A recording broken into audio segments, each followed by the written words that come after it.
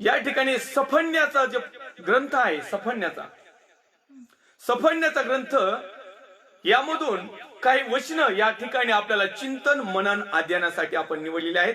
सफण्याचा ग्रंथ अध्याय क्रमांक 2 आणि वचन क्रमांक 3. देशातील सर्व नम्र जनांनो, परमेश्वराच्या न्यायानुसार चालणाऱ्यांनो, त्याचा आश्रय करा. धार्मिकता व नम्रता याचे अवलंबन करा, म्हणजे कदाचित परमेश्वराच्या क्रोधाधीनी तुम्ही दृष्टी आड व्हाल. कदाचित परमेश्वर ज्यावेळेस आम्हाला समाधान देईल ते समाधान आम्हाला मिळेल. कदाचित परमेश्वर ज्यावेळेस आम्हाला आशीर्वाद देत आहे तो आशीर्वाद आम्हाला मिळेल. कदाचित आमची तृप्ती होत असताना परमेश्वर ती बहुगुणित करील. पण त्याच्यासाठी देशातील सर्व नम्र जनांनो, सर्व, एकही सोडलं नाही, सर्व नम्र लोक, नम्र जन म्हणजे लोक, नम्र म्हणजे लीन. परंतु एक नवीन पद्धत आहे जीवन जगण्याची या जगामधली. लोक बाह्य स्वरूपाचे नम्र आहेत भरपूर. जी हुजूर, जी राव साहेब, जी आका, यस माय आका, यस माय लॉर्ड, बस तेवढा पुरती नम्रता काही कामाची नाही. जगातला स्वार्थ साधला जातो तेवढ्या पुरती नम्रता, लीनता, मलिनता, गरिबी, चेहऱ्यावरील हावभाव, परिस्थिती, सगळ्या गोष्टी दाखवून लीन होणं आणि त्याचा फायदा घेणं, त्याचा मोबदला घेणं, त्याचा नफा घेणं, त्याच्यातून समाधान मिळवणं, त्याच्यातून आशीर्वाद मिळवणं, त्याच्यातून तृप्त होणं, त्याच्यातून स्वतःला भाग्यशाली समजणं. परंतु आत्मिकरित्या परमेश्वर पाहत आहे, हे खरोखर नम्र आहे का? खरोखर लीन आहे का? खरोखर हा विश्वासू आहे का?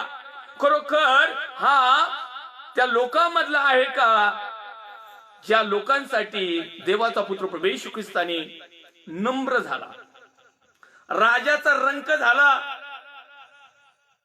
स्वर्गाचं राज्य सोडलं, स्वर्गाचं सिंहासन सोडलं, स्वर्गातलं स्वामित्व सोडलं आणि तो तुमच्या आणि माझ्यासाठी या जगामध्ये नम्र होऊन आला.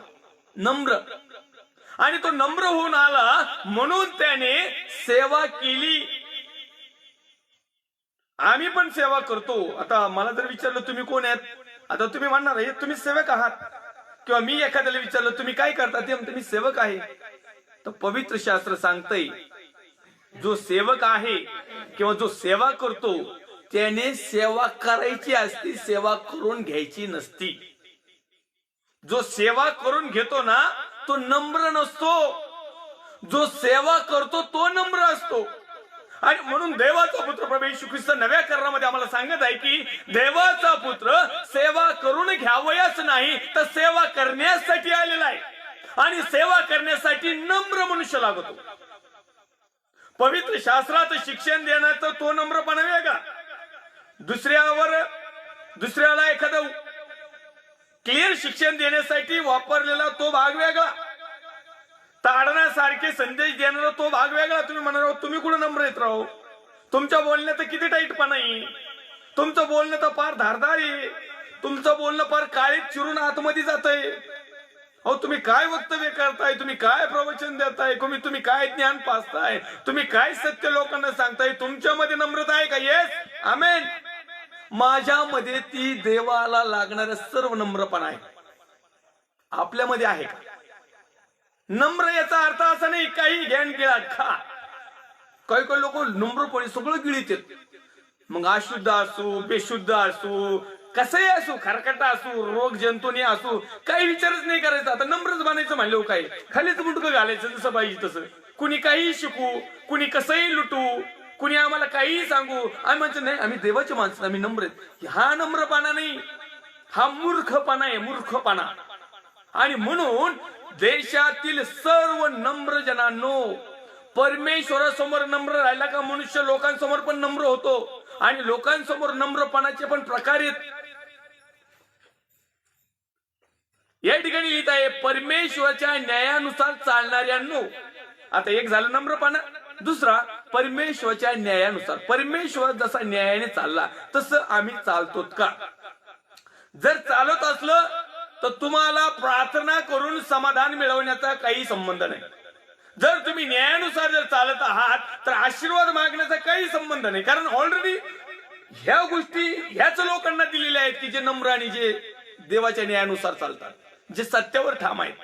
परंतु याचा अर्थ ज्या अर्थी आम्हाला आशीर्वादाची कमी पडली किंवा समाधानाची कमी पडली किंवा आम्ही अतृप्त आहोत असं आम्हाला वाटतं किंवा या जीवनाचं काही खरं झालं नाही, काही सार्थक झालं नाही, ज्यावेळेस आम्हाला असं वाटतं ना, त्यावेळेस समजून घ्यायचं की आमच्यातला नम्रपणा गायब आहे, आमच्यातलं नीतिमत्व गायब आहे, आमच्यातलं सत्य गायब आहे, आमच्याकडे आज्ञा पालनामध्ये कुठंतरी फालुदा करून टाकलाय. ज्या अर्थी या गोष्टी घडतात त्या अर्थी त्याच्या पाठीमागचा बेस, त्याच्या पाठीमागचा विचार आम्ही सातत्याने करणं, चिंतन मनन अध्ययन करणं हे देखील तितकंच महत्वाचं आणि गरजेचं आहे. देशातील सर्व नम्र जनांनो, परमेश्वराच्या न्यायानुसार चालणाऱ्यांनो, पुढं दोन गोष्टी लिहिल्यात, एक नम्र जन, दुसरा परमेश्वराच्या न्यायानुसार चालणारा, तिसरा त्याचा आश्रय करणारा. त्याचा आश्रय करा. आम्ही कुणाचा आश्रय करतो? आम्ही आमच्या मनाला विचारूया. दुसऱ्यांनी सांगण्यात, दुसऱ्यांनी दोष, दुसऱ्यांनी गालबोट लावण्यात आणि माझ्यासारखे कलेक्टराच्या पत्र किंवा आणखीन काही पत्रातून तुम्हाला रेफरन्स देण्यात काही एक अर्थ नाहीये. कारण अनेक लोकांना हे माहिती आहे की शास्त्रलेख, प्रत्येक शास्त्रलेख हा सद्बोध, दोष, चुका, नीतिशिक्षण याकरिता उपयुक्त आहे, याकरिता गरजेचा आहे, याकरता 100% आमच्या फायद्याचा आहे, यासाठी की आम्ही चांगले देवाचे भक्त निर्माण व्हावं. याचा अर्थ आहे की आम्ही देवाला आवडणारे लोक निर्माण व्हावं. याचा अर्थ आहे की आम्ही नम्र लोक असावं. याचा अर्थ आहे की आम्ही न्यायानुसार चालणारे लोक असावं. याचा अर्थ आहे की आशीर्वाद आमच्या जवळ यावेत. याचा अर्थ असा आहे की आमच्या जीवनाला धन्यता मिळावी. याचा अर्थ असा आहे की आम्ही समाधानी व्हावं. याचा अर्थ असा आहे की आमच्या जीवनाला सार्थकता मिळावी. ज्या अर्थी या सगळ्या गोष्टी नाहीत त्या अर्थी आमच्याच मध्ये कुठंतरी खोट आहे. आपण म्हणतो ना, ते बोलता बोलता अहो आमचंच नाही धड राव, काही लोकांना नावं ठेविता, अशी गंमत. ही गंमत मी जे सर्वसाधारण एक मराठी किंवा एकदम तळागाळाच्या लँग्वेज मध्ये जे बोलतो ना, त्याचं कारण तेच आहे की लोकांच्या इथपर्यंत घुसावं आणि लोकांनी हे परिवर्तन करावं. काय? हृदय परिवर्तन करावं, मन परिवर्तन करावं, विचार परिवर्तन करावं, वागण्याचं परिवर्तन व्हावं, धार्मिकतेचं परिवर्तन व्हावं, आराधनेचं परिवर्तन व्हावं, विश्वासाचं परिवर्तन व्हावं, देवाला आवडणाऱ्या गोष्टी आम्ही स्वीकाराव्यात, कराव्यात, कृतीत आणाव्यात आणि त्या लोकांपर्यंत पोहोचव्यात. आणि मग देवाचा पुत्र सेवा करून घ्यावयास नाही तर सेवा करण्यासाठी आलेला आहे. आणि मग आज आम्ही प्रश्न आम्हाला पडतो की बाबा आम्ही अनेक सेवकाकडे पाहत होतो, हे सेवा करायच्या ऐवजी हे सेवाच करू घेतात. मग याचं काय करायचं पाळक साहेबांना? ठीक आहे, ज्यांना सेवा करायची, सेवेतून मेवा खायचा त्यांना खाऊ द्या. ज्यांना सेवा करायची त्यांना करू द्या. ज्यांना ढवळाढवळ करायची त्यांना करू द्या. ज्यांना निंदा नालस्ती करायची त्यांना करू द्या. ज्यांना लुटायचे त्यांना लुटू द्या. परंतु तुम्ही लुटून घेत असताना जितका लुटणारा दोषी आहे तितके तुम्ही लुटून घेणारे तुम्ही देखील दोषी आहात. त्याचं कारण असं आहे की आम्हाला सत्य समजलं तरी आम्ही तिथंच बोट घालितो. आम्हाला समजलं ह्यो गाळ येते, आम्ही गाळातच मोठा दगड टाकितो. ते गाळाचे शितुडे आमच्या अंगावर उडणारच. आणि म्हणून आम्ही नम्र व्हावं असं परमेश्वर आम्हाला आव्हान करताय. आम्ही परमेश्वरच्या न्यायानुसार चालावं हे परमेश्वरचं आव्हान आहे. आम्ही त्याचा आश्रय करावा, कुठल्या मनुष्याचा नाही. मी प्रत्येक समाजाला या ठिकाणी देवाच्या वचनाच्या माध्यमातून आपण चिंतन मनन अध्ययन करीत असताना आम्ही सातत्याने कुठल्या मनुष्याचं गायडन्स काही कामाचं नाही, कुठल्या मनुष्याचा आश्रय काय कामाचं नाही, मग तो कुठलाही किती मोठा असो. परमेश्वराचा आश्रय हा तुमच्या आणि माझ्यासाठी लाभाचा आहे, फायद्याचा आहे, आमच्या आशीर्वादाचा आहे. मनुष्य बऱ्याच अंशी स्वतःच्या लाभासाठी दुसऱ्यांना जे सजेशन करतो किंवा दुसऱ्यांना जे गायडन्स करतो किंवा दुसऱ्यांना जो आश्रय देण्याचा प्रयत्न करतो त्याच्या पाठीमागे देखील स्वार्थ आहे. प्रत्येकाच्या जीवनामध्ये मनुष्य जीवन आलं का स्वार्थ आला, मग तो याजक असू नये तर याचकाचा बाप असू, कोणी असू, जगातला प्रत्येक मनुष्य आज स्वार्थी आहे. आणि म्हणून ज्यावेळेस आम्ही आश्रय घेतो त्यावेळेस मनुष्य आमचा त्या स्वार्थ ठेवून आम्हाला ते सहारा देतो, परंतु त्याच्या पाठीमागे देखील स्वार्थ आहे. देवाचा पुत्र प्रभू येशू ख्रिस्त परमेश्वर यहोवा त्याने पाठवून दिलेला एकुलता एक पवित्र आत्मा, कैवरी आत्मा, सत्याचा आत्मा, ज्ञानाचा आत्मा, संयमाचा आत्मा, भीतीविरहित असणारा आत्मा, सुसंकल्पनाचा आत्मा, ज्ञानाचा आत्मा किंवा दैवी जे वचन आम्हाला दिलेलं आहे त्याचा आश्रय जर आम्ही केला तर जगातलं कुठल्याच प्रकारचं नुकसान आमचं होणार नाही, कारण त्या आश्रयाच्या पाठीमागे त्याचा स्वार्थ नाही. पण मी तुम्हाला एक गहन आणि गुप्त गोष्ट सांगणार आहे. परमेश्वर यहोवाला देखील स्वार्थ आहे. व्यवस्थित आहे का? मी व्यवस्थित बोलत आहे. परमेश्वर यहोवा म्हणजे आकाश पृथ्वी सृष्टी निर्माण करणाऱ्याला देखील स्वार्थ आला. जगातल्या मनुष्याला तर आहेच, परंतु यहोवा परमेश्वराला देखील स्वार्थ आला आणि मी तो स्वार्थ समजून घ्या. त्याची अशी इच्छा होती की माझ्या प्रती समान असलेल्या मनुष्याचा नाश होऊ नये, म्हणून त्याने त्याचा स्वार्थ ठेवला आणि त्या स्वार्थाच्या पोटी त्याने त्याग केला. आमचा स्वार्थ असतो, आमचा त्यागाचा स्वार्थ नसतो, आमच्या भरपाडीचा स्वार्थ असतो. परंतु परमेश्वराने जेव्हा स्वार्थ ठेवला, आणि तो स्वार्थ कोणता माहितीये? योहान वर्तमान अध्याय क्रमांक 3 वचन क्रमांक 16. देवाने जगावर एवढं मोठं प्रेम, एवढं मोठं प्रीती केली की त्याने आपला एकुलता एक पुत्र राखून न ठेवता दिला, अशासाठी की तुमचा माझा जगाचा जो कोणी त्याच्यावर विश्वास ठेवील त्याचा नाश होऊ नये, तर सर्वांना सार्वकालिक जीवन मिळावं, हा त्याचा स्वार्थ. आमचा स्वार्थ कसा असतो? दुसऱ्याचं नुकसान व्हावं, दुसऱ्याचं पार वाटोळं घोटोळं व्हावं, तो पार जमीनदोस्त व्हावं आणि आमचाच तेवढा काय फायदा व्हावा, ह्यो आमचा स्वार्थ. या स्वार्थामध्ये फरक आहे. आणि जो नम्र आहे त्याच्यामध्ये निस्वार्थपणा असतो. आमच्यामध्ये स्वार्थीपणा आहे, आणि स्वार्थी ठेवत असताना तरी त्याचं एकुलता पिकता अर्पण केला. आम्ही स्वार्थ करीत असताना आम्ही दुसऱ्याचं अर्पण घेतलेलं जगवतो, त्याच्यावर तुकडे हो, आम्ही काही देत नाही. आणि जरी दिलं तर त्याच्या पाठीमागे आमचा स्वार्थ असतं. पाळक साहेब आमच्यासाठी प्रार्थना करा ना, आमचं हे फलन बिस्तन आमक फल आलं, स्वार्थ आलाच. निस्वार्थीपणा, नम्रपणा, न्याय्यपणा आणि केवळ त्याचा आश्रय करणारी. आणखीन पुढे तो म्हणत आहे, धार्मिकता व नम्रता याचे अवलंबन करा. ह्या गोष्टी जर तुमच्या जवळ असतील तर आशीर्वाद, ते आपण मराठी भाषेत म्हणतो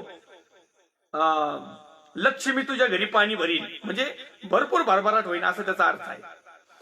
नम्रपणा, न्याय्यपणा, परमेश्वराचाच आश्रय धरणं, धार्मिकता व नम्रता याचं जर अवलंबन केलं, हे जर आमच्या जीवनामध्ये असलं तर आशीर्वाद तुमच्या घरी पाणी भरेल, धार्मिकता तुमच्या घरी असेल, समाधान तुमच्याकडे असेल, तृप्तता तुमच्याकडे असेल, तुमचं जीवन धन्य होईल, तुमचं जीवन सार्थक बनल, तुम्ही लक्की आणि भाग्यशाली ठराल. पण ह्या गोष्टी आमच्या जीवनात पाहिजे. ह्या गोष्टी आमच्या जवळ नाही. नम्रपणाने प्रभू मला आशीर्वाद दे, अरे कुठून द्यायचं काय? एक हात से देणे का आणि दुसरे हात से लेणे का?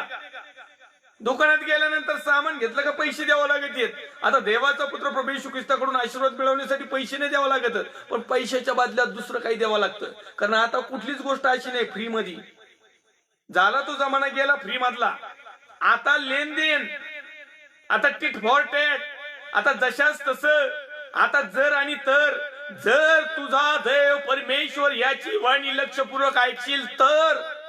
अनुवाद 28 या भागामध्ये जवळजवळ आम्ही आज 57व्या क्रमांकाच्या भागामध्ये आपण चिंतन मनन अध्ययन करतो असो. अनेक एपिसोड मध्ये हा आपण चॅप्टर वापरलेला आहे की अनुवादाच्या ग्रंथाचा उपयोग आपण केलेला आहे.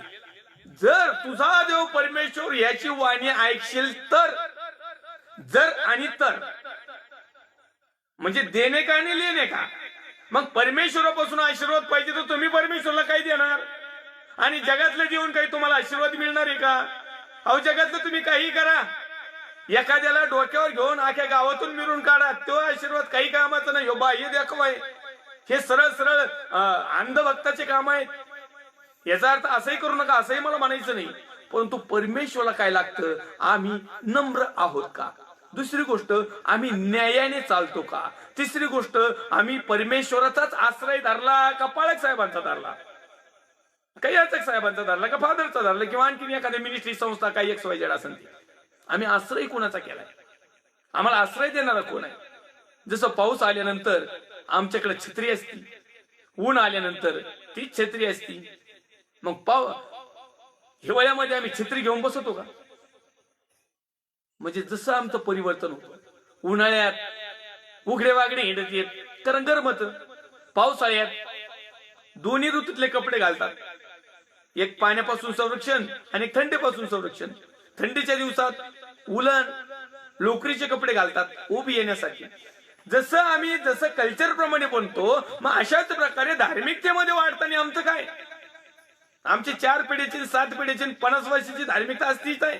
आमच्यामध्ये नम्रपणा नाही, आमच्यामध्ये न्यायीपणा नाही, आमच्यामध्ये परमेश्वराकडे आश्रय नाही, आमच्यामध्ये जशी पाहिजे तशी धार्मिकता नाही, आमच्यामध्ये ह्या गोष्टी नसल्या कारणाने आज आम्ही परमेश्वराच्या समोर एक क्रोधाच्या दिनी आम्ही येत आहोत. आणि मात्र तुमचा आणि मी त्या क्रोधापासून सुटणार नाही.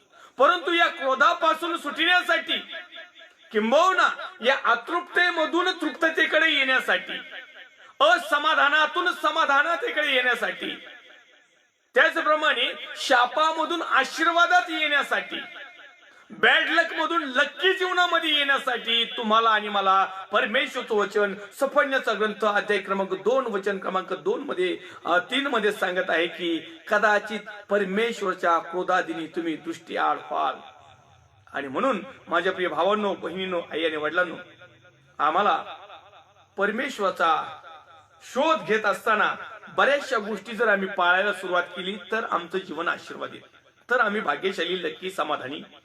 आणखी सफळण्याचा ग्रंथ अध्याय क्रमांक 3 वचन क्रमांक 2 मध्ये लिहिले, तिने वचन मानिले नाही, बोध घेतला नाही, परमेश्वरावर श्रद्धा ठेवली नाही, ती आपल्या देवा समीप आली नाही. म्हणून आमच्या जीवनात समाधान नाही, म्हणून आमच्या जीवनात तृप्तता नाही, म्हणून आमच्या जीवनात आशीर्वाद नाही. का? तर आम्ही वचन मानलं नाही, म्हणजे आज्ञाच मानली नाही, सत्य स्वीकारलं नाही. जे बोध घेतात ना, बोध सांगतात, बोध करतात, त्यांचाही बोध घेतला नाही. आम्ही भल्याला वाटा लावून टाकला. आम्ही लय ज्ञानी पंडित हो, आम्हाला लय समजत. एखादा सेवक जर सांगायला लागला, नका सांगू पाळक साहेब, आमच्या 4 पिढ्या याच्यातच गेल्या.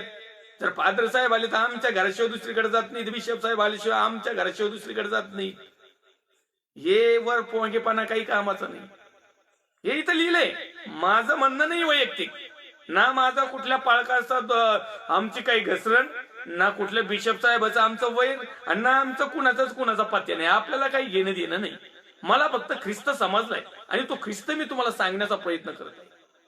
जर समजून घेत असाल तर प्रेज द लॉर्ड, नसल घेत तरी प्रेज द लॉर्ड. कारण काय?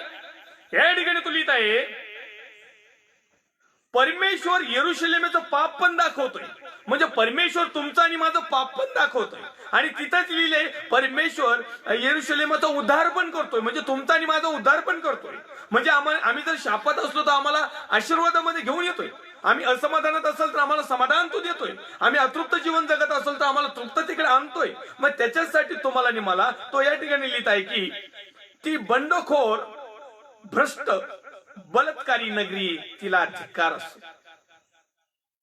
बंडखोर, भ्रष्ट, बलात्कारी नगरी, तिला धिक्कार असो.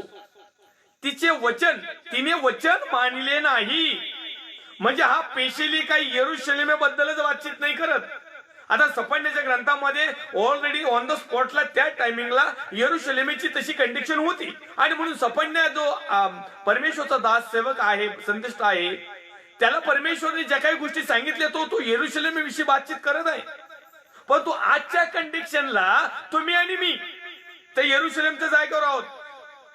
नाही तर बरेचसे लोक म्हणतात, नाही हे वचन फक्त इस्रायलसाठी दिलंय, हे वचन फक्त यरूशलेम सिटीसाठी दिलंय, हे फक्त काना गावातच दिलंय, हे फक्त बेथानीलाच दिलंय. हे चालवा, त्याला केवळ तेवढ्याच पुरता मेसेज द्यायचा नव्हता. तर तुम्हाला आणि मला आताच्या समयापर्यंत पुराणा काळापासून लिहून ठेवलेले तो तुमच्या माझ्यासाठी आहे. तिने वचन मानली नाही. आता त्या लोकांनी वचन मानलं नव्हतं, म्हणून परमेश्वर त्यांचं पाप दाखवित आहे. कदाचित आज जर तुम्ही आणि मी जर सत्य मानत नसल, आम्हाला जर वचन समजत नसल, किंवा आम्ही वचन जर मानितच नसल, तर आज हीच गोष्ट कितीतरी 1000 वर्षापूर्वी लिहिलेली आमच्यासाठी पण आहे ना. असं नाही की त्या टायमिंगला लिहिली आणि ती संपली. बरेचसे जे रॉंग प्रिचर आहेत ना ते म्हणतात नाही ते जुन्या काळात होऊन गेलं, आताच्या काळात ते नाही चालत, मग टाका पान फाडून द्या फेकून तिकडं, तुम्हाला जे आवडते तेवढेच घ्या, करा बायबल कमी, नाही करून टाका. अहो देवाचा पुत्र प्रभू येशू ख्रिस्त नव्या करारामध्ये असं लिहित आहे की योहान संदेष्टा आणि त्या शुभवर्तमानामध्ये जर पाहिलं तो म्हणतो की जे चिन्ह आणि चमत्कार किंवा ज्या काही गोष्टी पवित्र शास्त्रामध्ये ज्या नव्या करारामध्ये लिहिल्यात त्या जर सगळ्या लिहिण्यात आल्या असत्या तर जगात पुस्तकं मावली नसती. इतके महान मोठे अद्भुत चिन्ह आणि चमत्कार माझ्या परमेश्वराने केलेले आहेत, करत आहे आणि करणार पण आहे. सगळेच लिहून ठेवले नाहीत. मग देवाचा पुत्र प्रभू येशू ख्रिस्त धर्मशास्त्र किंवा नीतिशास्त्र हे रद्द करायला आला नव्हता, तर ते पूर्ण करायला आला. आता त्याने पूर्ण केले म्हटल्यानंतर आमच्या जीवनात पण काही गोष्टी पूर्णतेसाठी आहेत ना, आम्ही त्या कराव्यात ना. आता ते काही अवघड आहेत काय? तो म्हणत आहे की तिने वचन मानलेले नाही, आता आपण मानायला सुरुवात करू. जर नसलं मानित तो क्या सोडून देईल प्रभू, ते आमचा पापाची क्षमा करील. मग आज आमच्या अंतःकरणात आम्ही विचार करूया, आम्ही देवाचं वचन मानलं आहे का? नसल, माझे प्रिय भावांनो, बहिणींनो, आई वडिलांनो, देवाच्या अभिषिक्त सेवक सेविकांनो, वचन मानायला सुरुवात करा. पुढे तिथले बोध घेतला नाही. आज तुम्हाला जे देवाचे अभिषिक्त सेवक सेविका जे सत्यामध्ये समर्पित आहे, खरोखर देवापासून आलेले, तेच म्हणतो, बाकीचे नाही. आता सगळेच नाही तसे, तो भाग वेगळा. आता त्यांना तपासण्यासाठी तुम्हाला देवाचं वचन, सगळ्यात देवाचं वचन जर तुम्ही मानायला चालू केलं, देवाचं वचन वाचायला चालू केलं, देवाच्या वचनाप्रमाणे जर जीवन जगायला चालू केलं, देवाचं वचन जर आरसा ठेवला ना, बाकीचे ताबडतोब तुम्हाला अशी लाईनच लागेल कोण कसे येतं ते. आता मी एखाद्याचं नाव घेऊन त्याची निंदा करण्याचा मला अधिकार नाही आणि तुम्हाला पण नाही, पण तुम्हाला मात्र समजन ती. मग आम्हाला सावध राहावं लागेल. मग आम्ही सावधान होऊ. मग मी सावधान करण्यापेक्षा देवाचं वचन तुम्ही वाचा, ग्रहण करा, तुम्हाला तो सावध करील, म्हणजे तुमचे गेलेले आशीर्वाद रिटर्न येतील. पुढे तुलित आहे, बोध घेतला नाही. काय बोध घेतला नाही? आम्ही बोध घेतो का? आम्ही टवळ्या करायचा बोध घेतो, चेष्टा करायचा बोध घेतो, एखाद्याचा वाटोळा करायचा बोध घेतो, एखाद्याचा कार्यक्रम करायला चांगलं सजेशन घेतो. बोध घेणं म्हणजे सल्ला घेणं, सल्ला मसलत. आणि म्हणून दावीद महाराज स्तोत्र संहिता अध्याय क्रमांक 1 वचन क्रमांक 1:5 मध्ये म्हणतोय, धन्य तो पुरुष जो दुर्जनाच्या मसलतीने चालत नाही, पापी जनात मार्गात बसत नाही, धर्मनिंदकाच्या बैठकीत बसत नाही, त्यांचे सल्ले घेत नाही, त्यांचं सजेशन घेत नाही, त्यांचा बोध घेत नाही, तर अहोरात्रंदिवस परमेश्वराच्या नियमशास्त्रात रमतो तो मनुष्य धन्य. तो प्रवाह लावलेल्या झाडासारखा आहे, हंगामी फळ येतं, पानं कोंबत नाही, काय नाही काय नाही काय. पुढे तो लिहित आहे की असा मनुष्य जे काही हाती घेईल ना ते सिद्धीत जात. आमचं कमून सिद्धीत जाईना, कारण आमचं उठणं बसणं वागणं बोलणं जसं काय आहे, आपण वचन वाचलं त्याप्रमाणे आहे. आणि म्हणून आजही वेळ गेलेली नाही. आज देखील सुंदर अशी संधी आहे.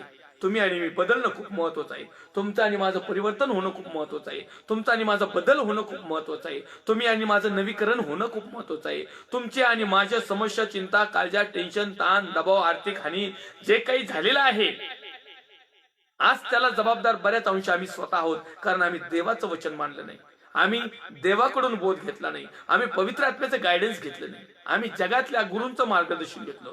जगात लय गुरु हो मोठमोठाले, लय ज्ञानी पंडित, टचन फिचन काय लय take it and give it and फिव इट अँड काय काय म्हणते ते, काय काय त्यांना लय नाही समजत.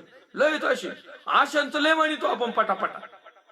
आम्ही वचनाला नाही मानित, इतके आम्ही धार्मिक लोक, इतके मरणाचे काय धार्मिक लोक. मी माझ्या 22 वर्षाच्या सेवेमध्ये इतके काही धार्मिक लोक बघितलेत ना, इतके धार्मिक ना, मलाच प्रश्न पडतो, मी 22 वर्षापासून सेवा करतो, मी कमून एवढं धार्मिक नाही झालो बा. एवढे आज 2-2, 3-3 वर्षात एवढे धार्मिक बनत येत, लय धार्मिक. ते वचनाला अजिबात मानित नाहीत, ते सत्यालाही मानित नाहीत, ते पवित्र आत्म्यालाही मानित नाहीत, ते आज्ञाविधीला माहित नाही, पण त्यांच्या पाळकाला किंवा याचकाला किंवा फादर किंवा जो कोणी असेल ना, प्रोफेट, भविष्यवक्ता कोण किंवा चिन्ह चमत्कार लय मानित येतो, लय मान, लय सन्मान. त्यांच्या पुढे सगळे फिकी आहेत. मी तर म्हणतो एखाद्या टायमाला येसू बापा इकडे उभा राहिला आणि एखादा यांचा भविष्यवक्ता जर एखादा उभा राहिला ना, तर ते प्रभू येशूला म्हणशील तू जरा थांब, हे आमची भविष्यवाणी काय होती का बघून घेतो यांच्याकडून पहिली, आणि मग नंतर बघू तुझा, तू थांब तिथं. आणि एखाद्या टायमाला तो भविष्यवक्ता सांगन खोटे ख्रिस्त येतील, कपटी कामदार येतील, पेशीत येतील, अनेक लोक फसवणारे येतील, मग ते लगेच झाकून जातील. मग आमच्यासारखा एखादा त्याला काय समजत, त्याला काय भविष्यवाणी होती का? ह्यो भविष्यवक्ता लय भारी, कारण त्यांनी माझं डिटेल सांगितलं. कारण त्याला पक्क त्या सैतानाने त्या रहाड गाडग्यात ठेवलेला आहे. त्याचं कारण काय की त्याने किंवा तिने किंवा त्यांनी किंवा आम्ही वचन मानलं नाही. जगातल्या गोष्टी आम्ही मान्य केल्या, जगातल्या रूढी, जगातल्या परंपरा, जगातल्या केलीकुशल्या, जगातलं मार्गदर्शन, जगातलं प्रॉफिट, जगातल्या जे काही भविष्यवाणी असतील त्या, पण परमेश्वरचं वचन आम्ही मान्य केलं नाही. म्हणून आज आम्ही आशीर्वादित नाही, म्हणून आज आम्ही तृप्त नाही, म्हणून आज आम्ही समाधानी नाही. पुढे तो लिहितोय बोध घेतला नाही.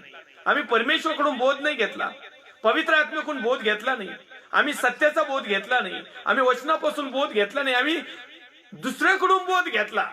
आणि त्यांनी बोध देताना आम्हाला जगातलाच दिला. आणि जगाचा बोध आमच्या काही कामाचा नाही. याचा अर्थ असं मला म्हणायचं नाही जगातल्या लोकांचं मार्गदर्शन घेऊ नका, कारण जगामध्ये पण देखील ज्ञानी पंडित आहेत. मग ते जगातल्या गोष्टी तुम्हाला घेण्यासाठी जगातल्या ज्ञानी पंडिताचा सल्ला घ्या, काही अडचण नाही. पण तो आत्मिक गोष्टी मिळवण्यासाठी जगातला ज्ञानी पंडित तुम्हाला योग्य मार्गदर्शन कदापि करणार नाही.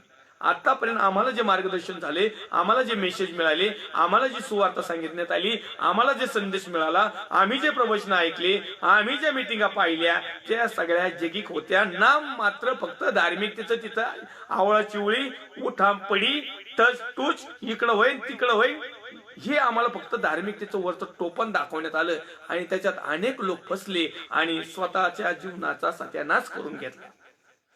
म्हणून या ठिकाणी लिहित आहे की यरुशलेमेच्या पाप व तिचा उद्धार परमेश्वर आज दोन्ही गोष्टी आम्हाला दाखवत आहे. परमेश्वर आमचं जीवन मागचंही दाखवित आहे आणि पुढे येणारं दाखवित आहे. आता सध्याचं राव पडू पडतं तसंच काय, आम्ही जर इकडचे नाहीत आणि आम्ही तिकडचे नाहीत, आम्हाला कुठंतरी एका साईडला यायचंय. तू थंड पण नाहीस आणि तू उष्ण पण नाहीस, तू मधीच आहेस. आत्मा मंडळास काय म्हणतोय, ज्याला कान आहे तो ऐकू. आणि म्हणून या ठिकाणी लिहित असताना तो म्हणत आहे की तिचे वचन मानिले नाही, बोध घेतला नाही. दुसरी गोष्ट, बोधही स्वीकारायचं नाही. जे चांगले सांगते त्याचं तर वाटोळच करून टाकायचं, त्याचं नाव ब्लॅकलिस्टला टाकून द्यायचं. बोध घ्यायचंच नाही ना चांगला. फक्त जगातला जेवढा आमच्या फायद्याचा असेल, आमच्या प्रॉफिटचा असेल, आमच्या भरभराटीचा असेल, आमच्या उन्नतीचा असेल, आमच्या स्टेटसचा असेल, आमच्या नावलौकिकचा असेल, आमच्या इज्जतीचा असेल, आमच्या प्रॉपर्टीचा असेल, तेवढाच बोध घ्यायचा. आत्मिक बोध नकोय, शुद्धतेचा बोध नकोय, पवित्रतेचा बोध नकोय, पश्चातापाचा बोध नकोय, नवीकरणाचा बोध नकोय, पापाबद्दल ताडण वचनाचे मार्गदर्शन ते नकोय. फक्त आम्हाला जगातल्या गोष्टीचा फायदा तो बोध काय द्यायचा ते तेवढा द्या. फक्त आम्ही म्हणतो God bless you sister, God bless you brother, हा एवढं सांगा भाऊ, हे आम्ही स्वीकारित. माझ्या प्रिय भावांनो, बहिणींनो, पुढे तो लिहित आहे परमेश्वरावर श्रद्धा ठेवली नाही. दुसरी गोष्ट आणखीन तो म्हणत आहे पाप काय आमचं पाप काय आहे, देवाच्या दृष्टिकोनातून आमचं पाप काय आहे. परमेश्वर सफरण्याचा ग्रंथ अध्याय क्रमांक 3 वचन क्रमांक 2 मध्ये दाखवत आहे. तो म्हणतोय की परमेश्वरावर श्रद्धा ठेवली नाही. मग आता तुम्ही म्हणाला काय पाळक साहेब काय बातचीत करता, परमेश्वरावर श्रद्धा नाही, आमची कुणावर? तुमची परमेश्वरावर श्रद्धा नाही.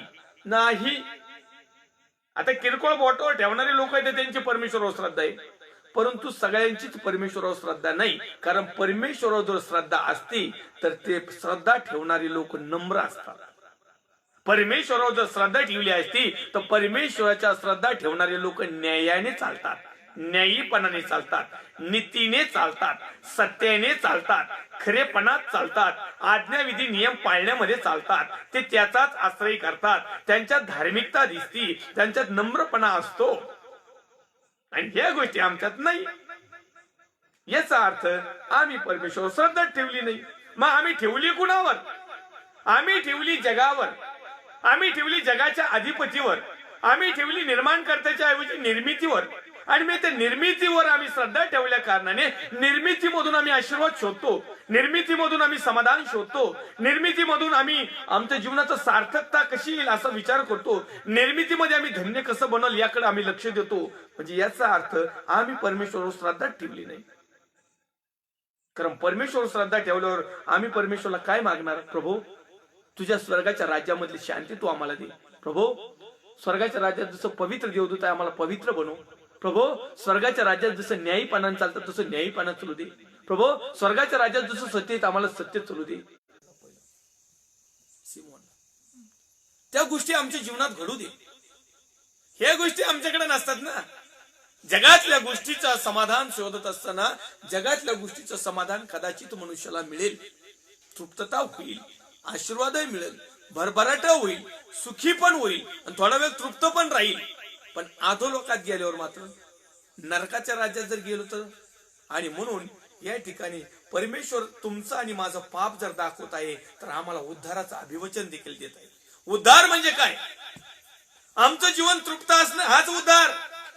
उद्धार म्हणजे काय? आम्ही समाधानी आहोत, थोडक्याविषयी विश्वासू, हाच उद्धार. उद्धार म्हणजे काय? आम्हाला काही नसताना आम्ही आशीर्वादित आहोत. उद्धार म्हणजे काय? आम्ही आमचं जीवन परमेश्वरला समर्पित केलं. चाहे परिस्थिती कशी येऊ, चिंता येऊ, काळजी येऊ, टेन्शन येऊ, ताण येऊ, दबाव येऊ, आर्थिक परिस्थिती घसरली जाऊ दे, कशीही परिस्थिती येऊ द्या, लोकांनी आम्हाला वाळीत टाको, नावं ठेवू, जो स्थिर राहतो तो उद्धार पावलेला मनुष्य. जो सगळ्या गोष्टी सोडून देतो, नवीकरण स्वतःच करून घेतो, तो उद्धार झालेला मनुष्य. उद्धाराच्या लई मोठमोठ्या व्याख्या आहेत. आपला विषय उद्धार नाही, आपला विषय धन्य, समाधानी, लक्की, सार्थक, आशीर्वादित. आणि ह्या विषयावर चिंतन मनन अध्ययन करत असताना ह्या गोष्टी आम्हाला कशा मिळतील तर आम्ही वचन मानलंच पाहिजे. जो व्यक्ती, जी बहीण, भाऊ, आई, वडील, देवाचा सेवक वचन मानणार नाही त्याचं कदापि कल्याण होणार नाही, त्याला कदापि तृप्तता मिळणार नाही, तो कदापि आशीर्वादित होणार नाही, तो कदापि त्याची भरभराट होणार नाही, तो कदापि त्याचं जीवन धन्य होणार नाही, तो कदापि भाग्यशालीने लक्की ठरणार नाही. जो बोध घेत नाही, सत्याचा बोध, पवित्र आत्म्याचा बोध, वचनाचा बोध, परमेश्वर यहोवाचा बोध, देवाचा पुत्र प्रभू येशू ख्रिस्ताचा बोध, आणि त्यातली त्या जे परमेश्वराने ज्या सेवकांना सत्य प्रचारण करण्यासाठी खरोखरच पाचारण केलं आहे आणि जो सेवक खरोखरच सेवा करत आहे त्याच्याकडून घेतलेला पवित्र आत्म्याच्या मार्गदर्शनातला बोध. हे अशा मग फुटाफुटावर येतो बोध देणारे, गल्ली गल्ली तिथं, त्या बोधाचं काही काम नाही. आणि असे देवाच्या नावाखालच्या दुसऱ्या गोष्टीचा काही फायदा नाही. परमेश्वराकडून असलेला बोध घेतला पाहिजे. परमेश्वरावर श्रद्धा ठेवली नाही ती आपल्या देवासमीप आली नाही. देवासमीप नाही, देवासमीप येणं, परमेश्वरच्या समीप येणं, वचनाच्या समीप येणं, सत्याच्या समीप येणं, खऱ्याच्या समीप येणं, नीतिमत्तेच्या समीप येणं. आम्ही समीप नाहीत. आम्ही विश्वासू म्हणतो परंतु आम्ही विश्वासू नाही कारण आम्ही देवाच्या समीप नाही. देवाच्या समीप राहणं म्हणजे विश्वासाची व्याख्या आहे क्रियेविना निर्जीव. ज्यावेळेस क्रिया करतो त्यावेळेस आम्ही देवाच्या समीप येतो. जोपर्यंत आम्ही विश्वासू आहोत 100% खरं आहे. जगामधल्या कुठल्याही मनुष्याला जर विचारलं देव आहे असा तुझा विश्वास आहे का, तो म्हणेल येस, आमेन, 100%. मग हा विश्वास त्याचा उद्धार करेल काय? सगळं जग म्हणतंय हो, परंतु हा जो विश्वास आहे, प्रभू एक आहे, आत्मा एक आहे, देव एक आहे, बाप्तिस्मा एक आहे, सगळं एक आहे, हा विश्वास आहे. परंतु ज्या परमेश्वरावर विश्वास ठेवलाय त्याच्या समीप येणं म्हणजे त्या विश्वासाला पूरक जोड म्हणजे कृती आचरण करणं. माणसं फक्त विश्वास ठेवतात, कृती आचरण करत नाही. म्हणजे माणसं प्रभूला मानतात परंतु माणसं परमेश्वरच्या समीप येत नाहीत, जवळ येत नाही. परमेश्वरच्या समीप येणं, परमेश्वरच्या जवळ येणं, परमेश्वरच्या सहभागितात येणं, परमेश्वराच्या जवळीक येणं म्हणजे परमेश्वराला आवडणाऱ्या गोष्टी करणं. साधी सोपी व्याख्या आहे. लोक ह्या गोष्टी करीत नाहीत, म्हणतात मी 4 पिढ्याचा हो, मी लय मोठा. बाबा ठीक आहे, तू मोठा, तुमचं सगळंच मोठं, पण तुम्ही देवाच्या समीप आहात का? अनेक लोक त्याच्यामध्ये देवाचे सेवक देखील आहेत जे नामधारी आहेत किंवा ज्यांनी लेवल लावलंय किंवा ज्यांनी पाचारण नाही परंतु सेवेमध्ये वेगवेगळ्या अर्थाने आलेत. ते काय कारणाने आलेत आता तो भाग वेगळा आहे. ते देवाच्या समीप नाहीत, ते जगाच्या समीप आहेत. त्यांच्याकडे फक्त जगाच्या समीप असल्यामुळं जगातल्या गोष्टी अवेलेबल आहेत किंवा जगातल्या गोष्टी अवेलेबल करतात किंवा जगातल्या गोष्टी अवेलेबल होतील असा मेसेज देतात, आणि जगातल्या गोष्टीमध्येच तृप्तता आहे, जगातली गोष्टी म्हणजेच समाधान आहे, जगातली गोष्ट म्हणजेच आशीर्वाद आहे, जगातली गोष्ट म्हणजेच धन्यता आहे, जगातली गोष्ट म्हणजेच सार्थक झालेलं जीवन आहे, जगातली गोष्ट मिळाली म्हणजेच आम्ही लक्की आणि भाग्यशाली ठरलो असं आम्हाला ते दाखवतात. परंतु हे झालं जगिकरित्या. आत्मिकरित्या आम्ही अशा प्रकारे सक्षम आहोत का? तर नाही.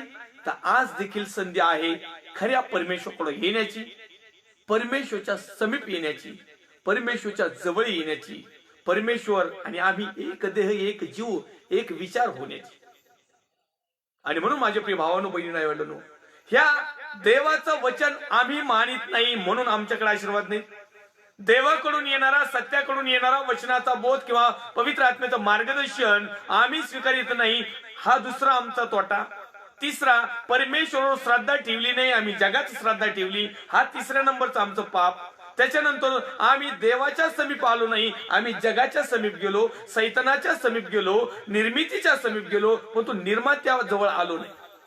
निर्माणकर्त्या जवळ न येता निर्मिती जवळ आम्ही रडत आहोत, निर्मिती शोधित आहोत, निर्मितीतून शांतता, निर्मितीतून आशीर्वाद, निर्मितीतून समाधान आम्ही शोधण्याचा प्रयत्न करत आहोत. आणि ही आमच्या चुका आहेत, हे आमचं पाप आहे, हा आमच्या उद्धाराला आड येणाऱ्या गोष्टी आहेत. जोपर्यंत आम्ही ह्या गोष्टी सुधरीत नाहीत, जोपर्यंत आम्ही ह्या गोष्टी स्वीकारत नाही, तोपर्यंत आम्हाला सुख समाधान चैन मिळणार नाही. आणखीन एक शास्त्रभाग पाहूया, सफन्याचा ग्रंथ अध्याय क्रमांक 3 आणि वचन क्रमांक 4. आता हा शास्त्रभाग थोडासा ऐकणाऱ्याला जड जातो, पण कुणाला जे सेवा करण्यासाठी आले त्यांना जड जात नाही, त्यांना आनंदाचा, हर्षाचा, उल्हासाचा, सुखाचा, आशीर्वादाचा, भरभराटीचा, समाधानीचा, तृप्ततेचा जातो. परंतु जे सेवा करून घेत आहे त्यांना जरा थोडासा जड जाईल. कृपया लक्ष द्या. सफन्याचा ग्रंथ अध्याय क्रमांक 3 वचन क्रमांक 4. तिचे संदेष्टे बढाईखोर. संदेष्टे कोण? बढाईखोर व विश्वासघातकी आहेत. तिचे याजक पवित्र स्थान भ्रष्ट करीतात. त्यांनी धर्मशास्त्राचे अतिक्रमण केले. अतिक्रमणला काय म्हणतात माहिती का? आता अतिक्रमण ना हा जरा चांगला शब्द दिलेला आहे. एकदम खालच्या तळाला गेला ना तर बलात्कार म्हणते त्याला. बलात्कार, जबरदस्ती, अतिरेक, अतिक्रमण म्हणजे माझा नसताना त्याच्यावर माझा हक्क गाजवायचा, हे त्याचा अर्थ आहे. आपला विषय आहे धन्य, समाधानी, सार्थक, लकी, भाग्यशाली, आशीर्वादित, तृप्त. या विषयावर चिंतन मनन अध्ययन करीत असताना आमच्यामध्ये बढाईखोरपणा आहे का? हा एक मुद्दा आहे. बढाईखोरपणा जर आमच्यामध्ये असेल, आम्हाला आध्यात्मिक समाधान तर कधीच मिळणार नाही. विश्वासघातकीपणा आमच्यामध्ये आहे का? आम्ही कुणाचा विश्वासघात करतो का? आणि आम्ही आमच्या मनालाच विचारायचं. आता आम्ही एखाद्याचं नाव घेऊन त्यांनी केलेल्या कृत्यावरून असं सांगायचं नाही का त्यांनी विश्वासघात केला. आमच्या मनालाच विचारायचं, आम्ही एखाद्याचा विश्वासघात केलाय का? आम्ही केसानी गळा कापलाय का? कारण काही लोक आहेत, इतके भारी भारी मित्र असतात ना, केसानी गळा कापित, समजू नाही देत, थोड्याशा लाभासाठी, थोड्याशा गोष्टीसाठी, थोड्याशा स्वार्थासाठी. असाच प्रकार बिलोस भाऊ बहीण आई वडील आणि देवाच्या सेवकामध्ये देखील असा प्रकार सापडतो. हे परमेश्वर दाखवत आहे, माझं मत नाहीये. सफन्याचा ग्रंथ अध्याय क्रमांक 3 ची हेडलाईन्सच तुम्ही बघा. यरुशलेमेचा पाप व तिचा उद्धार. म्हणजे एकीकडे तो पाप दाखवतो आणि दुसरीकडे आम्हाला उद्धार पण सांगतोय. एकीकडे तो आमचे कमजोऱ्या दाखवतो, दुसरीकडे आम्हाला चांगल्या गोष्टी तर दाखवतो. एकीकडे आम्ही अतृप्त का आहोत हे पण दाखवतो आणि दुसऱ्या साईडला तो म्हणतोय मग तृप्त कशा व्हाल. एकीकडे तो दाखवताय तुम्ही असमाधानकारक जीवन जगत आहात, अतृप्त जीवन जगत आहात, तुम्ही शापाचं जीवन जगत आहात, तुम्ही असं गैरगुजर जीवन जगत आहात. पण दुसरीकडे तो म्हणताय तुम्हाला जर उत्तम ते पाहिजे असेल तर तुम्हाला देवाचं वचन पाळावं लागेल, देवाच्या आज्ञा पाळावं लागतील, परमेश्वराकडून बोध घ्यावा लागेल. एज यू लाईक, जसं तुम्हाला आवडेल तसं. कारण परमेश्वर कुणालाही जबरदस्ती करत नाही, कुणालाच नाही. ज्यांना स्वीकारायचं त्यांनी स्वीकारा. म्हणून या ठिकाणी लिहिलंय सफन्याचा ग्रंथ अध्याय क्रमांक 3 वचन क्रमांक 4 मध्ये, तिचे संदेष्टे बढाईखोर. आता या ठिकाणी स्पेशली तिचं नावच टाकून दिले त्यांनी, संदेष्टे बढाईखोर. तुमच्या समोर तुम्ही पाहिले असतील, ऐकले असतील, काहींना आपण वचनाच्या माध्यमातून प्रतिकारही केला असेल, काहींच्या अशुद्धपणावर किंवा असत्यावर किंवा नॉन बिब्लिकल गोष्टीवर आम्ही विरोध देखील केलेला असेल. आणखीन देवाचे सेवक सेविका आहेत याच्यामध्ये देखील की ते डायरेक्ट असत्य असेल तर डायरेक्ट फेस टू फेस विरोध करतात. Praise the Lord. हे पण खरं आहे तितकंच. आणि म्हणून माझे प्रिय भावांनो बहिणी आवडलं, आमच्यामध्ये बडाईखोरपणा आहे का? आमच्यामध्ये विश्वासघातकीपणा आहे का? आम्ही विश्वासघात केलाय का कुणाचा? केसाने गळा कापलाय का कुणाचा? आणखी तो पुढे म्हणताय तिचे याजक पवित्र स्थान भ्रष्ट करीतात. पवित्र स्थान, आता पवित्र स्थान कुठं राहिलंय का? आता तुम्हाला वाटतंय की मंदिर मस्जिद किंवा एखादं गुरुद्वारा एखादं मठ इथं पवित्र स्थान असेल म्हणून? हे आम्ही निर्माण केलेलं पवित्र स्थान. पवित्र स्थान म्हणजे हे इथं जिथं पवित्र आत्मा वस्ती करतो हे पवित्र स्थान भ्रष्ट केलंय. म्हणजे इथूनच सगळं काही निघत. इथूनच चोऱ्या लबाड्या लुटमार व्यभिचार अनैतिकता दुष्टपणा ठोसाठोशीपणा बढाई गर्व अभिमान व्यर्थ फुशारकी याला टोपी मार त्याला टोपी मार आज्ञाभंग बंडखोरपणा भ्रष्ट बलात्कारीपणा काय वाटेल ते दुनिया. आता लय सांगायला गेलो तर लय वेळ जाईल याला. हे कुठून निघतं? अंतःकरणातून, इथून निघतं. आणि हे भ्रष्ट केलेलं आहे. हे आपल्या हाताने बांधलेल्या मंदिराचं नाही. तिथं तुम्ही नाचा उठा, नाहीतरी लोकांनी ते तरी कुठं सोयीचं ठेवलंय. अहो प्रभू येशू ख्रिस्ताच्या टायमिंगला जनावर बांधली होती, कबुतर होती, काही आणखीन काही इकीत होती. आम्ही काय करतो? कॅलेंडर इक, स्टॅच्यू इक, मूर्त्या इक, माळा इक, रुमालाची तुकडी इक, त्याच्यानंतर आणखीन कॅलेंडर विक, तेल विक, पाणी विक. नाही पालखी बाईच्या स्कार्फचे तुकडे तुकडे करून अभिषिक्त म्हणून द्यावा. काही सांगता येत नाही भाऊ. लय अवघड काय मी हे करतील ये. कारण सगळेच भ्रष्ट चाललंय. त्या काळात त्या प्रभू येशू ख्रिस्ताने कडाका घेतला आणि धोपटवली सगळी. आणि तो म्हटला माझ्या पित्याचं घर प्रार्थनेचं मंदिर प्रार्थनेचं गृह आहे प्रार्थनेचं घर आहे आणि तुम्ही ती लुटारीची गुहा बनवली. लोक म्हणले ठीक आहे या मंदिरात आम्ही नाही काय करणार, मग आम्ही ह्या मंदिरात करू. लोक लय विचित्र, लोक लय हुशार हो, लय हुशार, लय पुढे गेलेत, लय ज्ञानी पंडित झालेत. काय सांगत मग ठीक आहे मंदिरात चांगलं वागायचं का, मग आम्ही मंदिराच्या बाहेर आल्यावर विचार करू. पण काही काहीला नाही राहत ते मंदिरातच सुरू करीत वाजवतात. इकडं वाजवीन तिकडं बघतो, इकडं असं करतो तिकडं बघतो. काही काहींच तर समजतही नाही. बघत येत कुडन वाजवित येत कुडन दाखवित येत काय. हा मी एकदा पाहिले एक लीडर होते आणि एक सिस्टर होत्या आराधना करीत होती. मी पहिल्यांदा लीड त्यांच्या डोळ्याकडे बघितलं, म्हणले बांगुळे बुंगळे आहेत काय, डोळे तिरके आहेत का काय.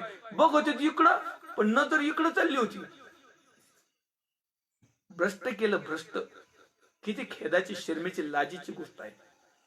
ह्या देवाचं मंदिर जिथं पवित्र स्थान आहे, आता हेच पवित्र स्थान आमचं चर्चन मस्जिदन मठन हे पवित्र तर राहिलेच नाही. तर लोक तिथे जाऊन पवित्र व्हायला पाहिजे होते, पण तिथे गेल्यावर अपवित्र बनलेले कितीतरी उदाहरणं मी तुम्हाला सांगू शकतो.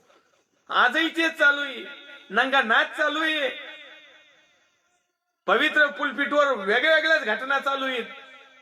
सगळीकडे सावळा गोंधळ चालू आहे. हे परमेश्वराने पाहिलंय. आणि तो सफन्याच्या ग्रंथाच्या माध्यमातून सफन्य देवाचा सेवक आहे त्याच्या लिखाणाच्या माध्यमातून देवाच्या पवित्र आत्म्याच्या मार्गदर्शनाच्या माध्यमातूून सफन्य 3 मध्ये अध्याय क्रमांक 3 वचन क्रमांक 4 मध्ये लिहितोय की संदेष्टे बडाईखोर आहे. बडाई मारायचं सोडून दर राव. हाय ती परिस्थिती कारण कबूल. मोकार काही ना काही बडाई नाही मारायची. 100 असले का 1000 सांगायचे. 100च म्हणा ना. कुणी कुणाला देऊन घेऊन चालवित नाही. मग बडाई मारायचा काही संबंध. घरात मिरची खायची लोकांना म्हणतो बघा ना आत्ताच बिर्याणी खाल्ली आणि घरात मिरचीला ठोसे मारायचे. बडाई लय की बडाईच मारू नका ना. जे आहे ते रियालिटी मध्ये जे सत्य आहे ते सत्य आहे. कोणी कोणाला देतही नाही घेतही नाही. परमेश्वरने जर आम्ही बडाईखोरांनी जर सांगितलं तर परमेश्वर म्हणतो अरे वा तुझ्याकडं मग तू बिर्याणी खाल्ली का आज. आपण खाल्लेली काय असती चटणी मिरची आणि आपण बडाईने काय सांगतो बिर्याणी खाल्ली. तो म्हणतो अरे वा तू बिर्याणी खाल्ली का, छान छान, व्हेरी गुड व्हेरी गुड, मस्त, कीप इट अप चालू दे असंच. मग खाय मिरचीच खाय, मग बिर्याणी नाही येणार वाटेला, मग बढाई मारताच कशाला? जे आहे ते आहे, तसंच आमचं जीवन आहे, जसं आहे तसं आहे. प्रभू हे जीवन घे, याच्यातलं सर्व कुकर्म दुष्टपण तू काढून टाक. मला लीन नम्र बनव, मला लायकीचं पात्रतेचं बनव. मी पापी आहे, मी स्वीकार करतो, माझा उद्धार कर, माझ्या जीवनाकडे पाहू नको. मग आम्हाला आशीर्वादन, तृप्तता आणि भाग्यशाली, मग सार्थकता आमच्या जीवनाची. पुढे तो लिहित आहे, तिचे याजक पवित्र स्थान भ्रष्ट करीतात. आता डायरेक्ट शब्दच लिहिले हो तिथं, आता मला खोडता पण येईना, येऊ म्हणता येईना. बिलिवस भाऊ बहीण आई वडील सर्वसाधारण लोक. आता मला याच्यातला अधिकार नाहीये, कारण प्रकटीकरणाच्या पुस्तकामध्ये लिहिले याच्यातला काना मात्र रद्द नाही करू शकत. त्याच्यामुळे आता मला प्रीच करताना मला आता काही पर्याय नाही उरला भाऊ. आता जसं असेल तसं मी देतो. पुन्हा एक वार ऐका, तिचे याजक. आता याजक कोणाला म्हणतात? याचकी सेवा, पाळकी सेवा, भंतीजीची सेवा, काजीची सेवा, हबपची सेवा, एक धार्मिक सेवा, तिला म्हणतात याजक. वेगवेगळे नाव आहेत. तो म्हणतो तिचे याजक पवित्र स्थान भ्रष्ट करीतात. अरे मग याचकानी केल्यावर बिलिवस लोक काही सोडणार आहेत का? याचकानी जर पवित्र स्थान भ्रष्ट केलं तर बिलिवस लोकांचा विषयच नाही ना. आणि म्हणून माझ्या प्रिय भावांनो, बहिणींनो, आईवडिलांनो, देवाच्या सेवक सेविकांनो, अभिषिक्तांनो, पवित्र स्थान भ्रष्ट करू नका. पुढे तो लिहित आहे, तिच्यामध्ये परमेश्वर न्यायी आहे, तो काही अन्याय करत नाही. रोज सकाळी तो आपला न्याय प्रकट करतो, चुकत नाही. अधार्मिकास तर लाज कशी ती ठाऊकच नाही. जे अधार्मिक लोक आहेत ना, त्याला लाजच नाही, तर धार्मिक लोकांना लाजा वाटत. म्हणजे जे धार्मिक आहे ना, ते लाज वाटत त्यांना, पण जे अधार्मिक आहे ना, ते म्हणतो. इथं लिहिलंय तसं, वाचा लागलं तर तुम्ही तुमच्या पवित्र शास्त्रामध्ये असेल. सफण्याचा ग्रंथ, अध्याय क्रमांक 3, वचन क्रमांक 5, त्याची शेवटची लाईनिंग आहे, अधार्मिकास तर लाज कशी ती ठाऊकच नाही. आपण मराठी भाषेत म्हणतो ना, आयला यांनी सगळे लाज येशीला टांगली का काय? लाज तिकडच टांगून आला काय? यो काय आहे का नाही थोडीफार? म्हणजे आपण मराठी भाषेमध्ये तसं अधार्मिक जे असतात ना, त्यांना लाज नाही, त्यांना सांगितलेली लाज नाही, आणि ते करते ती लाज नाही, आणि त्यांचं काही वाटोळ गोट होत त्याचंही त्याला समजत नाही, काहीच समजत नाही. पण तो माझ्या प्रिय भावांनो, बहिणींनो, आईवडिलांनो, तुमचा आणि माझा नाश होऊ नये ही देवाची इच्छा आहे. आणि म्हणून आम्हाला बऱ्याचशा गोष्टी, आम्हाला आशीर्वाद मिळवण्यासाठी, समाधान मिळण्यासाठी, आम्ही तृप्त होण्यासाठी, आमच्या जीवनाचं सार्थक होण्यासाठी आम्ही काही गोष्टी शिकणं खूप गरजेचं आहे. आणखीन एक रेफरन्स वाचतो. सफण्याचा ग्रंथ, अध्याय क्रमांक 3, वचन क्रमांक 9 मध्ये लिहिले, मी राष्ट्रास शुद्ध वाणी देईल व परमेश्वरची सेवा घडावी, म्हणून ते सर्व त्याच्या नामाचा दावा एक चित्ताने करतील. शुद्ध वाणी, शुद्ध वचन, सगळं काही शुद्ध मिळालं पाहिजे. हवा शुद्ध पाहिजे, पाणी शुद्ध पाहिजे. खराब वाटलं तर बिस्लरीच्या बाटल्या प्यायच्या, कारण रोगराई होईल ना. शुद्ध कपडे, स्वच्छ कपडे, सुंदर कपडे, घरात टॉपटिपपणा, सगळ्या गोष्टी महत्वाच्या. अरे मग दैवी गोष्टी का अशुद्ध? धार्मिकता का भांगलेली?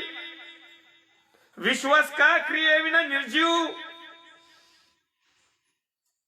समजलंय सत्य तरी असत्य वागायचं.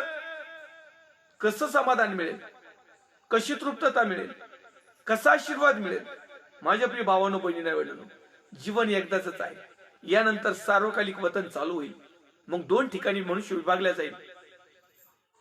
बरेचसे लोक अधोलोकाकडे जातील, नरकाकडे जातील. अनेक परमेश्वराच्या वचनाप्रमाणे चालणारे लोक सार्वकालिक जीवनात सुखलोकात जातील. तुम्हाला आणि मला स्वर्गाच्या राज्यात न्यायचा आहे.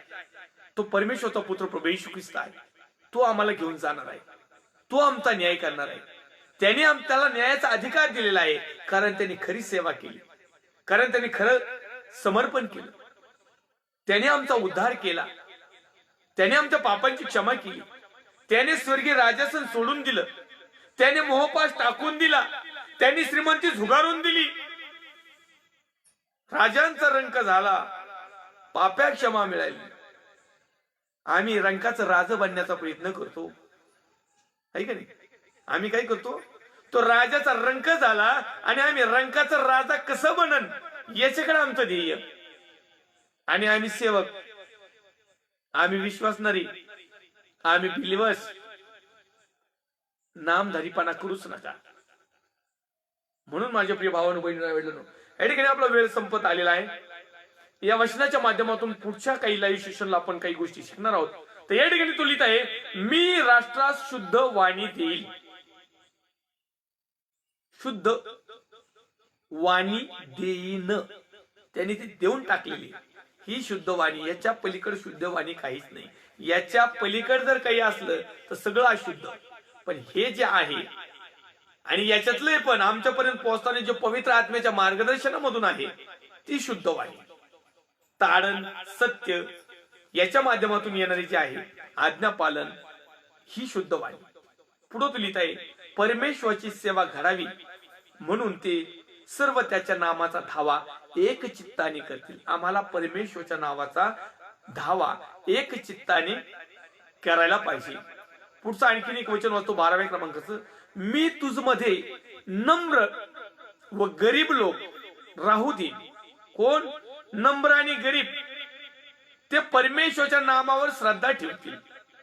या ठिकाणी मी शास्त्रभाग वाचतो, आपण चिंतन म्हणून उद्या करूया या वचनावर.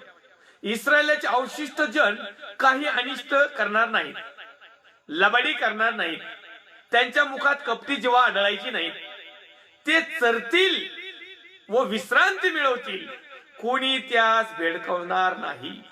परमेश्वर करू आणि हा शास्त्रभाग तुमच्या आणि माझ्यासाठी आशीर्वादाचा, लाभाचा, समाधानीचा, तृप्ततेचा, आशीर्वादेचा, भाग्यशाली, लक्की, धन्यतेचा बनवू.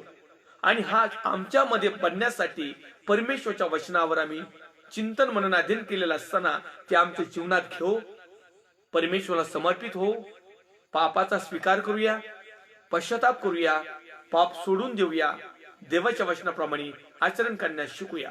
परमेश्वर तुम्हा प्रत्येकाला आशीर्वाद देऊ. परमेश्वरच्या नावाला धन्यवाद देऊया. या ठिकाणी आपण थांबूया. पुढच्या लाईव्ह सेशनला भाग 58 मध्ये देखील आपण काही गोष्टी पाहणार आहोत. पुन्हा एक वार लाईव्ह सेशनला जुडणारे सर्व देवाचे अभिषिक्त सेवक सेविका, विश्वासणारे भाऊ बहीण आई वडील या प्रत्येकाचं मी पास्टर राजू आल्हाट अहमदनगर मधून मनापासून हार्दिक स्वागत करतो. प्रार्थना विनंती आहेत. आपल्या लाईव्हला देखील आहेत सिस्टर मीरा लोखंडे या बहिणीसाठी प्रार्थना करायची आहे. ब्लडचा प्रॉब्लेम आहे, त्यांना रक्तस्रावाचा प्रॉब्लेम आहे. प्रत्येकाने त्या बहिणीसाठी प्रार्थना करावी. त्याचप्रमाणे आमच्या गावामध्ये शेजारी पेशंट आहेत पेत्रस गायकवाड, त्यांना उत्तम असं आरोग्य, निरोगी असं जीवन आणि ताबडतोब त्यांना चांगल्या प्रकारचं शक्ती सामर्थ्य द्यावी म्हणून प्रार्थना करणार आहोत. लाईव्ह सेशनला जोडणारे सर्व देवाचे अभिषिक्त सेवक सेविका, विश्वासणारे भाऊ बहीण आई वडील या प्रत्येकाच्या समस्या, त्यांच्या चिंता, काळजा, टेन्शन, ताण, दबाव, त्याचप्रमाणे परमेश्वरचे आराधक, सेवक, परमेश्वराच्या नावाचा गौरव महिमा करणारे, आत्म्याने खरेपणाने सेवा करणारे प्रिय लोक या सर्वांसाठी देखील आपण प्रार्थनेत आठवून ठेवूया. येऊया आपण आपले नेत्र बंद करूया. पवित्र थोरसे नदी दे बापा जशा होत तसे तुझ्या पवित्र हातामध्ये येत आहोत. प्रभू येशू ख्रिस्ताच्या प्रेमळ आणि सामर्थ्यवान नावात आम्ही प्रार्थना करतो माझ्या भारत देशासाठी, भारत देशातील सर्व राज्य, विशेष करून माझा महाराष्ट्र राज्याचे मुख्यमंत्री मान्य उद्धवजी साहेब, त्यांचे सर्व सहकारी टीम, विरोधी पक्ष नेते मान्य देवेंद्र फडणवीस साहेब, त्यांचे सर्व सहकारी टीम, भारत देशाच्या सरहदीचं संरक्षण करणारे मिलिटरी फोर्स जवान, कमांडोज, त्यांचे कुटुंबीय, सर्व पोलीस डिपार्टमेंट, डॉक्टर्स, नर्स, सेवाभावी संस्था, वैयक्तिक लोक, देवाचे अभिषिक्त सेवक सेविका, विश्वासणाऱ्या, कृती आणि आचरण करणाऱ्या, देवापासून सत्य प्रकट करणाऱ्या सर्व संस्था, मिनिस्ट्रिया, डिपेंडन्स, इंडिपेंडन्स, तुझे सेवक, छोटे मोठे आराधक, उत्तम आराधक, पवित्र आत्म्याने उपासना करणारे, तुझ्यावर विश्वास ठेवणारे बिलिव्हर्स भाऊ बहीण आई वडील, आम्ही प्रत्येक जण, विशेष करून मीरा लोखंडे, त्याचप्रमाणे पेत्रस गायकवाड, आणखीन आमचे भावंड, बहिणी, आई वडील, लहानापासून थोरापर्यंत प्रत्येकाच्या समस्या, चिंता, काळजा, टेन्शन, ताण, दबाव, आर्थिक परिस्थिती, आजार, विकार, प्रवेशच्या सामर्थ्यवान नावात तू दिलेल्या अधिकारवाणी तुझा सेवक या नात्याने आम्ही प्रत्येक विश्वासणारे मिळून या प्रत्येक विकाराला धट्टावत आहोत. राईट नाव आम्ही यस मला प्रभू येशूच्या नावात स्वर्गीय भांडारात असणारे जे आशीर्वाद आहेत ते आम्ही रिसीव्ह करतो, स्वीकारतो.